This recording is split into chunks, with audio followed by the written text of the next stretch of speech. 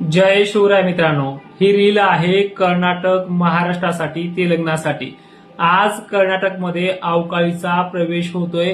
अनेक भागाचा व्याप्तीचा जो काही विषय आहे तो आज या भागामध्ये 2 दिवस 17 आणि 18 ला 2 दिवस अवकाळी वादळी गारपिटीसह महाराष्ट्राच्या दक्षिण भागाकडनं काही तुरळक ठिकाणी पण कर्नाटकमध्ये, तेलंगणामध्ये अनेक ठिकाणी या पावसाच्या सरी कोसळणार आहेत। जिल्ह्यांची यादी कोणती राहील हे देखील पहा। आज कर्नाटकमध्ये देवनगिरी, हुबळी, बिल्लारी सह बसव कल्याण, कलाबुर्गी या भागाचा समावेश असून हैदराबाद सह कर्नूल परिसराबरोबरच बसव कल्याणचाही समावेश याच्यामध्ये आहे। महाराष्ट्राचा आज 17 तारखेला कुठे कुठे उल्लेख होते देखील पहा।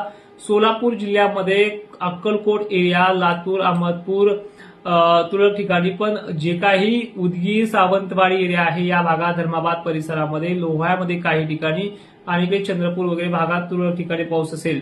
18 मार्चला याच कालखंडामध्ये लातूर, नांदेड, विजयपुरा, बेळगाव, बसव कल्याण, निपाणी ह्या भागांचा, कोल्हापूरचा देखील आजही आहे आणि उद्याही समावेश आहे। उद्या दुपारनंतर म्हणजे 18 मार्चला लातूर जिल्ह्यामध्ये व्याप्तीचा विषय वाढतो आहे। व्याप्ती 35% एवढी जाते लातूरच्या अंबाजोगाई परिसरापासून केज, धारूर या भागापर्यंत।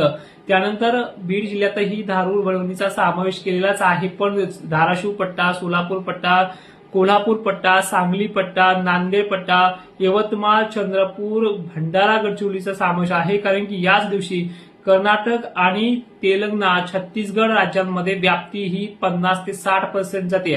त्यामुळे प्रभाव नक्कीच या कानाकोपऱ्यातल्या जिल्ह्यांना होईल। पुणे, अहिल्यानगर, बीड, धाराशिव पट्ट्या सुद्धा या वातावरणाची क्रेज पाहायला मिळते। नंतर परवाची जी काही तारीख आहे ती नंतर तुम्हाला समजलीच आहे। विदर्भ, मराठवाड्यामध्ये, खानदेशमध्ये आपला प्रभाव टाकते आहे। त्यामुळे कर्नाटककरांना, तेलंगणाकरांना आज रेड अलर्टचा इशारा आहे। 50% ते 60% व्याप्ती ही महाराष्ट्राच्या तुलनेत अधिक आहे।